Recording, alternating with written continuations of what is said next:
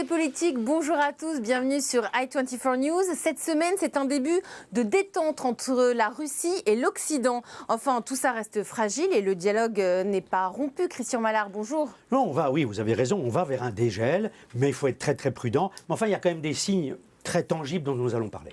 On connaissait la droite la plus bête du monde. On a l'impression que la gauche essaye de faire mieux. Ça tire dans tous les sens. Aubry, Hamon, Philippe Petit d'un côté, François Hollande, Manuel Valls de l'autre. Quel spectacle, Mickaël Darmon, bonjour. Oui, bonjour, et voici la gauche Waco, le suicide collectif. Tout est politique, la gauche la plus bête du monde, c'est maintenant. Après des mois de silence, Martine Aubry a sorti l'artillerie lourde. François Hollande, Manuel Valls et Emmanuel Macron en ont pris pour leur grade. Elle demande que l'on réoriente la politique et qu'on en finisse avec les vieilles recettes libérales. On écoute. Donc mes premières propositions, c'est comment sortir de la crise. Et les secondes, c'est donner un sens. Où va-t-on ? Où va-t-on ? Donner un sens, reparler des valeurs. Dans quelle société veut-on aller ? Avec des réponses, bien sûr, du 21e siècle. Les nouvelles technologies, l'économie verte, les territoires qui se sentent oubliés. Donc aujourd'hui, pourquoi s'exprimer ? Parce qu'on est à mi-mandat.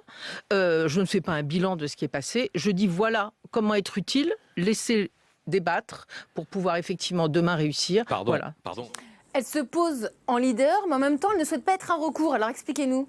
Ben justement, c'est toute la difficulté de la cohérence du positionnement de Martine Aubry, qui est là dans un magistère médiatique, qui parle tout en disant qu'elle est candidate à rien, uniquement pour pouvoir tout simplement, justement, montrer le chemin qui est haro sur la social-démocratie, sur l'aile, on va dire, réformiste du Parti socialiste. Et effectivement, la guerre est lancée entre les réformistes et donc la gauche gauchiste, on va dire. Elle parle des solutions du 21e siècle, mais est-ce que ce n'est pas Martine Aubry finalement qui est très passéiste ? Écoutez, en tout cas, c'est la conviction dans les couloirs du gouvernement, lorsqu'on a parlé avec quelques ministres, et pas des moindres cette semaine, eh bien effectivement ce sont les mots qui reviennent, fossiliser, passéiste, retour vers 97, retour vers le futur. On voit bien, d'ailleurs, certains ont même fait une sorte de panorama général du passéisme en disant, mais de Sarkozy à Juppé en passant par Aubry, dit un ministre socialiste, on n'entend que des discours tournés vers le passé. Parce qu'il n'y a pas de solution ? Parce que tout simplement, elle n'indique pas le chemin. Elle dit qu'il faut indiquer le chemin.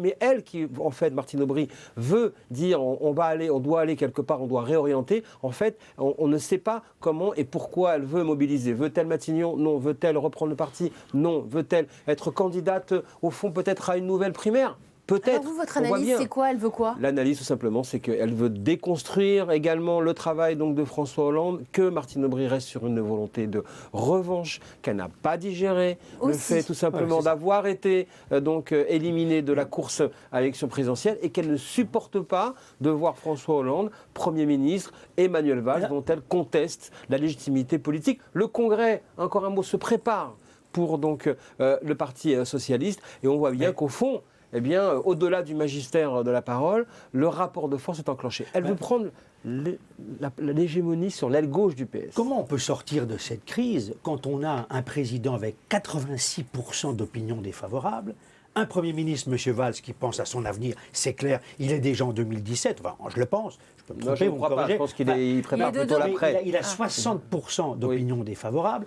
on entend Mme Philippe Petit, M. Hamon qui vont leur coupler. Comment sortir ? Où est-ce qu'on va ? On va vers la réélection. On va vers la campagne de François Hollande. Si vous posez la question à François Hollande, en réalité, au-delà des grands mots qui pourraient vous sortir publiquement, sur le plan de la pure politique, il prépare sa campagne présidentielle. Il y a aussi dans l'interview qu'a donnée dans l'Obs, nouvelle version d'ailleurs du Nouvel Observateur, donc avec Manuel Valls, qui lui aussi veut changer de version du Parti Socialiste. Donc il veut même changer de nom, Oui, il veut changer de nom, mais ça il a dit depuis 2009, il n'y a rien de nouveau. C'était d'ailleurs l'origine de sa profonde rupture idéologique avec Martine Aubry. Donc on est dans la déconstruction du Parti Socialiste. On est dans la déconstruction de la matrice idéologique du Parti Socialiste, de la gauche française, dont le projet est le même depuis 2012 pour Manuel Valls, c'est-à-dire, et pour François Hollande, il faut faire passer la gauche française révolutionnaire, ouvriériste, marxiste, celle qui est totalement décrochée du temps. Mitterrand, il n'avait pas d'autre... Mitterrand, il n'avait aucun projet réel pour la gauche. Lui, il avait dit il faut prendre le pouvoir et gouverner. Puis après, il avait laissé le Parti socialiste assez vieille querelle. Mais là, on voit bien qu'il y a une guerre idéologique qui démarre, qui trouvera son apogée et bien sûr son affrontement et sa conclusion avec le Congrès, certainement l'année prochaine. Je vous ai posé déjà la question sur ce plateau. Manuel Valls, dans son attitude quand même, moi j'ai quand même le sentiment qu'il essaye de couper l'herbe sous le pied des gens de la droite quelque part, parce que quand même, moi je le trouve quand même de plus en plus droitier dans ce parti socialiste, dans ce gouvernement. Il reste quand même dans une volonté de redistribution, de justice sociale, de régulation du capitalisme, et en cela, il se démarque de la droite. Il est dans une lecture du monde que l'on entend pas beaucoup encore à droite, peut-être un petit peu du côté d'Alain Juppé, qui lui, au fond, redéfinit les clivages. On n'est plus dans le clivage droite-gauche classique, on est maintenant dans le clivage entre monde nouveau, monde ancien, monde fermé, monde ouvert, et qui au fond retrace et découpe également les formations politiques traditionnelles. Ça, Manuel Valls veut en être l'incarnation, il veut en être la fibre optique, si je puis dire, pour justement avancer vers cela. Il veut impressionner et donner sa marque à Matignon au moment où il est le plus fort politiquement, c'est-à-dire à Matignon. Pourquoi ? Parce qu'il pense à Gerhard Schröder. Gerhard Schröder, lui, quand il a fait les réformes à l'allemande, ça a pris 10 ans. Donc, Manuel Valls ne se positionne pas pour 2017. Manuel Valls, lui, veut absolument accompagner François Hollande vers sa réélection de manière à pouvoir se construire. Quel est l'intérêt d'accompagner François Hollande alors qu'il s'en démarque de plus en plus? Non, il s'en démarque pas. C'est pour mieux le tuer. Non, il s'en démarque pas. Non, ils ne s'en démarquent pas. Ils sont ensemble, sur le même chemin. D'ailleurs, je vais vous dire une chose. L'idée très importante dans l'interview de Manuel Valls, dans l'entretien de la création, de l'émergence d'un pôle progressiste qui viendrait justement montrer le chemin de la social-démocratie et de la gauche moderne, eh bien c'est né dans les dîners hebdomadaires avec donc le mardi avec dans les François Hollande. Pourquoi ? Parce qu'en fait, pourquoi ? Parce qu'en fait, il faut préparer les prochaines campagnes électorales, notamment départementales et régionales, avec des candidatures d'union. Ils ont besoin l'un de l'autre. Mais ils sont ensemble sur ce même chemin et Manuel Valls sait parfaitement que, sauf accident énorme, il n'a pas de vocation à être candidat en 2017. Elisabeth a raison, ils ont besoin l'un d'autre, mais avant qu'un ne tue l'autre. Mais certainement, mais je ne pense pas qu'on soit dans la guerre Balladur-Chirac, on sera plutôt dans une mécanique plutôt Mitterrand-Rocard, mais qui n'est pas aussi, qui n'est pas dans la volonté d'être aussi cruel que par le passé. On en reparlera bien entendu. Tout est politique. Tout de suite, le répit avec Poutine. Américains et Européens envisagent une levée des sanctions si Poutine continue à donner des gages d'apaisement. Christian Mallard, peut-on parler d'un début de paix froide entre l'Occident et la Russie ? Oui, j'aime bien votre terme de paix froide, si vous voulez. Parce que quand on pense qu'il y a 6 mois, on voulait isoler Poutine après l'annexion de la Crimée et puis l'intervention des troupes russes dans la partie de l'Est de l'Ukraine. Et puis soudainement, qu'est-ce qui s'est passé ? Il y a quelques jours, à Londres, le numéro 2 de la Maison-Blanche, au National Security Council, Anthony Blinken, a déclaré « On va commencer à étudier l'idée de lever les sanctions très prochainement ». Alors, c'est vrai qu'il y a eu des signes d'apaisement de la part de M. Poutine, qui a d'abord retiré les troupes russes de la frontière avec l'Ukraine, qui vient de signer un accord, on en a un peu parlé, avec le président ukrainien, Petro Poroshenko, pour dire, écoutez, on va relivrer du gaz à l'Ukraine à des prix tout à fait abordables. Donc il y a une volonté quelque part, avant des élections qui vont avoir lieu prochainement, d'apaiser les tensions, ça c'est clair. Et puis, ce qui est intéressant, c'est les déclarations qu'ont faites récemment M. Lavrov et M. Kerry. Alors justement, on y vient. C'était il y a quelques jours entre John Kerry et son homologue russe Lavrov, dont vous venez de parler, qui ont finalement un ennemi commun, c'est l'État islamique. On écoute M. Lavrov. Sur toute une série de questions, nous pouvons mieux coopérer ensemble pour accroître l'efficacité des efforts de toute la communauté internationale. Il s'agit d'abord de la lutte contre le terrorisme, qui est en train de devenir la principale menace sur une vaste partie du Moyen-Orient et de l'Afrique du Nord. Oui, donc vous voyez, on a entendu M. Lavrov. Alors là, les Américains et les Russes ont décidé d'œuvrer ensemble contre l'État islamique. Et puis les Russes vont envoyer aussi des conseillers pour aider les Irakiens sur le terrain. Donc il y a les Américains et les Russes ensemble, ça c'est clair. Donc finalement c'est l'État islamique qui écrase tout ? Il y a une redistribution des cartes, des donnes si vous voulez aujourd'hui. La hiérarchie des crises n'est plus la même. On a longtemps parlé d'un problème avec l'Ukraine, la crise ukrainienne, la crise ukraino-russe. Et puis d'un seul coup on s'aperçoit que Daesh, l'État islamique, a complètement bouleversé l'échiquier politique international. Et puis il y a aussi les Américains. Parce que M. Obama aujourd'hui, je le sais, essaye de contourner le Congrès américain qui ne voterait pas pour un accord sur le nucléaire avec l'Iran. Parce que comme il sait qu'il y a des grands risques plutôt pour lui de perdre les élections à la mi-mandat le 4 novembre prochain, il va se retrouver très vite lame duck président canard boiteux, comme on dit, sans grand pouvoir. Et donc, il essaye de contourner le Congrès.